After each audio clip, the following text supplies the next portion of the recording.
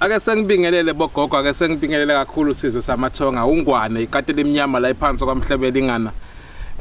umthakatho omkhulu manqadi yawubhusembelebele nohliziyo emhlophe ehlanze inhliziyo zamanye amadoda kusase uye nongwane ke bakwethu ngisayenza lento ngisabanika abantu lento yokuphila bakwethu kuningi esesikwenzile bakwethu kuningi esesikwenzile ngingakhuluma ngakho kodwa namhlanje into engifisa ukukhuluma ngayo kakhulu ngifisa ukukhuluma ngesilwane ngifisa ukukhuluma ngomuntu oshawe ngesilwane bakwethu ngicela ukubhekisa kubantu besifazane kakhulu ngicela ukubhekisa kakhulu kubantu besifazane abantu besifazane kunento eyingozi kakhulu esinokubhekana naye emakhosini othola ukuthi futhi uma kwenzekile wathatha isikhathi ukuvela emakhosini okungagcine lokho sekuyiphazamisa impilo yakho for good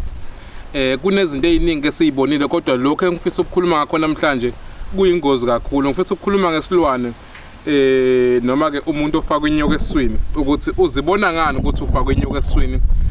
uzibona ngani ukuthi wena soshawa ngesilwane bakwethu normally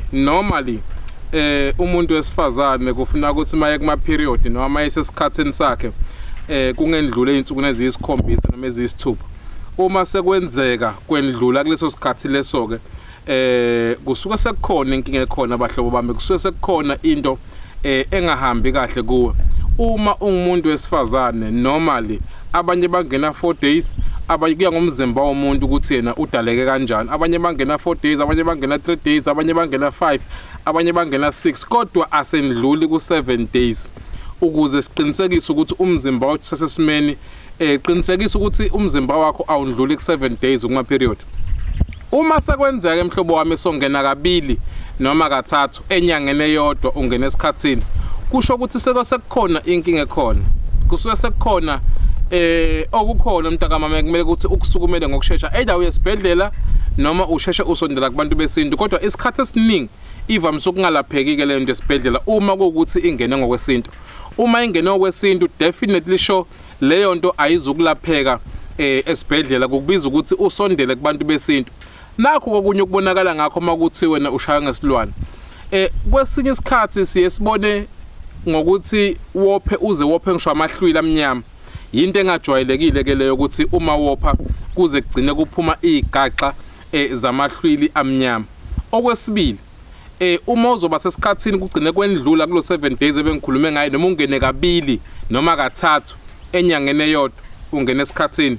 still kusuke kusayinkinga leyo ke ekumele ukuthi ungayivumeli ukuthi yenzeke so akumele ungene kabili akumele ungene kathathu enyangeni eyodwa ungena esikhatsini uma ungumuntu wesifazane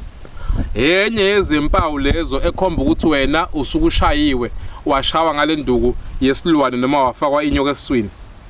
okunye okwenzakalayo ngoba ukuthi kuba ngazi ukuthi wena ungumuntu okhulelwe kuba ngazi ukuthi kukhona into edlala esibelethweni sakho kube ngathi kunengane ekhahlelayo esibelethweni sakho kangawo kuba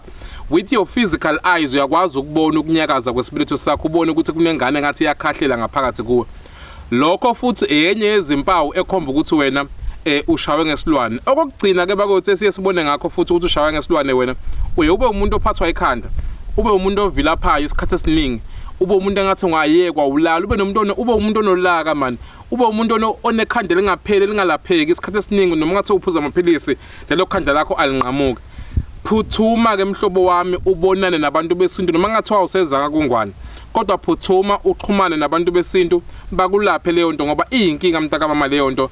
futhi uma usheshe wayisukumela iyalapheka leyo nto nawe ke mntakamama awukuzibheke ukuthi kwenzakala ngempilo yakho lento engikhuluma ngoba kwethu ingena ngobuthakathi akusona nje isifo esivele siyiqhamukele nje uthi wethe sekubambile lokho kuyiqhamukelayo kuyalapheka esibhedlela bakwethu bayakunika amaphilisi akhona bese kuyanqamuka kodwa lokho kwesintu akulapheki esibhedlela kukubiza ukuthi wena uxhumane nabantu besintu nazi inamba zami ke la iphansi screen makwethu ningangithinta kuzo 073 646 9487 073 646 9487 noma kungithinta ku 073 210 2319 073 210 2319 leyo namba engicine ngayo ke iya WhatsApp bakwethu ungwane ngila phansi kwaZulu Natal bakwethu kaMhlabelengana la ngizenze khona amen.